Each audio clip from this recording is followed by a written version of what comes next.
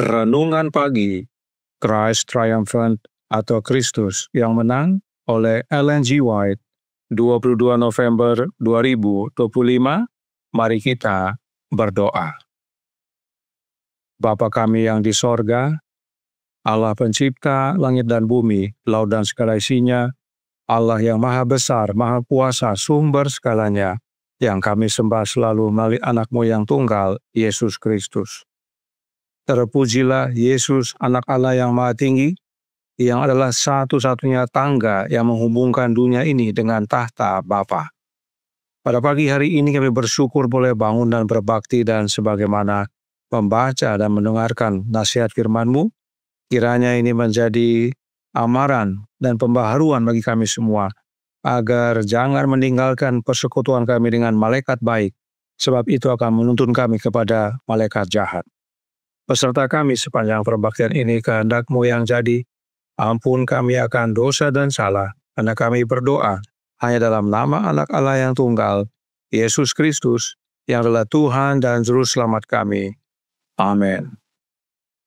Renungan hari ini akan dibacakan oleh Ibu Syawar Kaviar. Kepada Ibu Syawar, kami persilahkan. Selamat pagi dan selamat Sabat saudara-saudari. Renungan kita pada Sabat ini tanggal 22 November tahun 2025 berjudul Malaikat Baik dan Jahat Selalu Hadir. Ayatnya terdapat dalam Efesus 6 ayat 12. Karena perjuangan kita bukanlah melawan darah dan daging, tetapi melawan pemerintah-pemerintah, melawan penguasa-penguasa, melawan penghulu-penghulu dunia yang gelap ini, melawan roh-roh jahat di udara. Malaikat dari sorga berkomunikasi dengan umat manusia, dan tak seorang pun dari kita dengan apapun yang dapat kita lakukan dapat menopang atau mempertahankan diri kita sendiri. Kita berada di tempat kita berada, dipelihara setiap saat oleh kuasa Allah.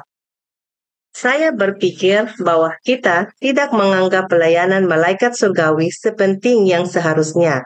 Apa jadinya kita tanpa mereka? Saya ingin Anda mempertimbangkan posisi seperti apa yang akan kita hadapi jika kita tidak memiliki pelayanan malaikat-malaikat kudus. Kita menghadapi pertentangan dari pria dan wanita, tetapi ada seseorang di balik pertentangan itu. Dialah penguasa kuasa kegelapan, dengan malaikat-malaikat jahatnya yang terus-menerus bekerja. Siapakah yang memerintah dunia saat ini?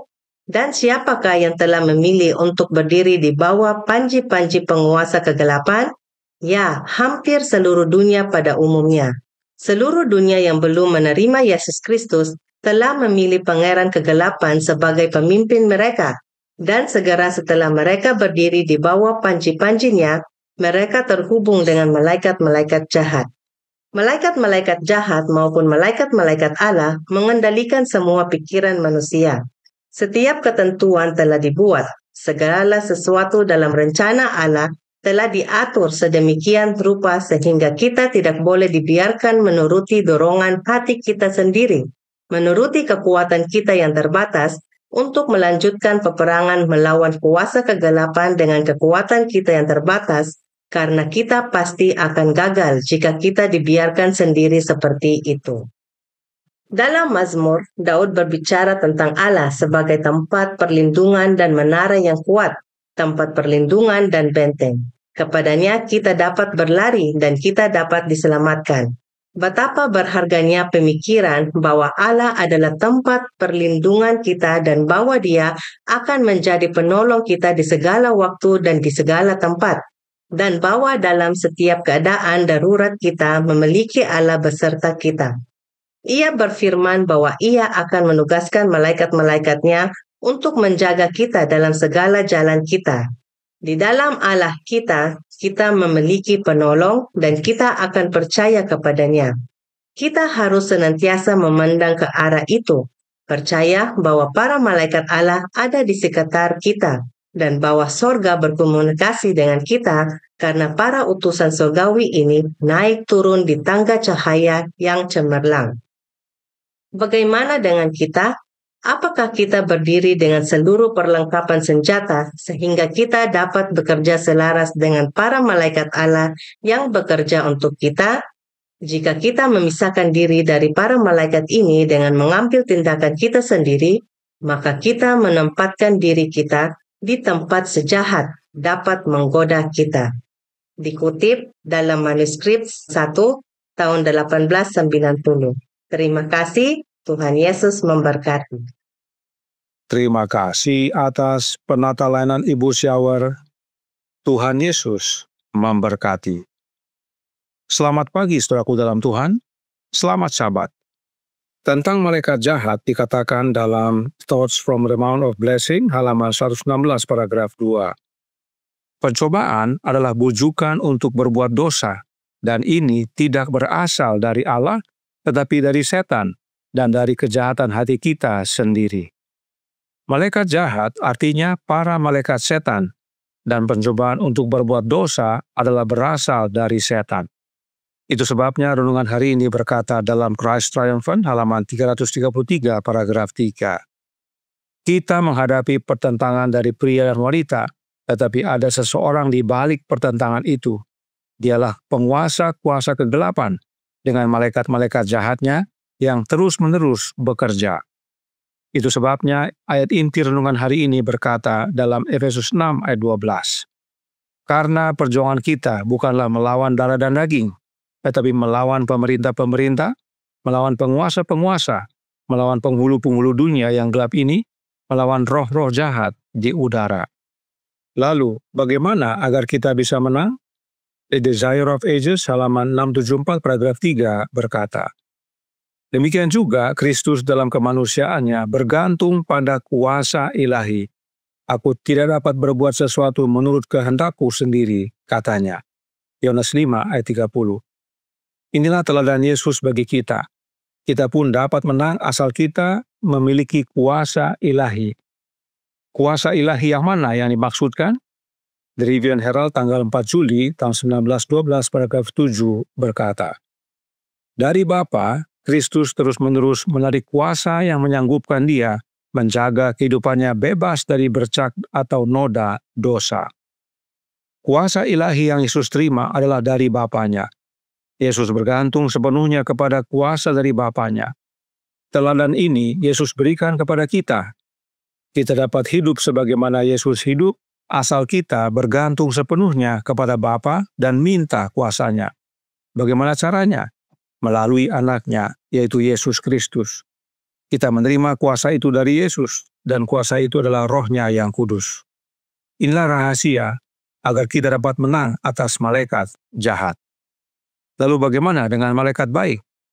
The Great Controversy halaman 512 paragraf 2 berkata, malaikat pelindung ditunjuk untuk setiap pengikut Kristus. Malaikat Tuhan berkemah di sekeliling orang-orang yang takut akan Dia, lalu meluputkan mereka. Kata Juru Selamat berbicara tentang mereka yang percaya kepadanya. Ada malaikat mereka di sorga yang selalu memandang wajah Bapakku. Mazmur 34 ayat 8, Matius 18 ayat 10. Umat Allah yang terpapar kepada kedengkian pangeran kegelapan yang tak terlelap diyakinkan akan penjagaan para malaikat yang tak henti-hentinya.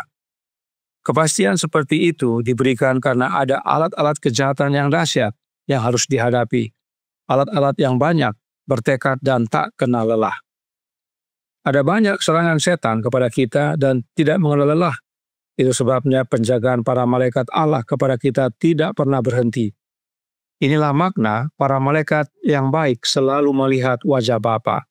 Para malaikat sorga siap menerima perintah Bapa untuk segera menjaga kita dari serangan setan. Dan tidak hanya melindungi umat-umat Allah, Roh Nubuat juga berkata dalam Tribune Herald, tanggal 10 Mei tahun 1906 paragraf 15. Para malaikat diutus dari sorga bukan untuk membinasakan, tetapi untuk menjaga dan melindungi jiwa-jiwa yang terancam, untuk menyelamatkan yang tersesat, untuk mengembalikan yang tersesat ke kandang.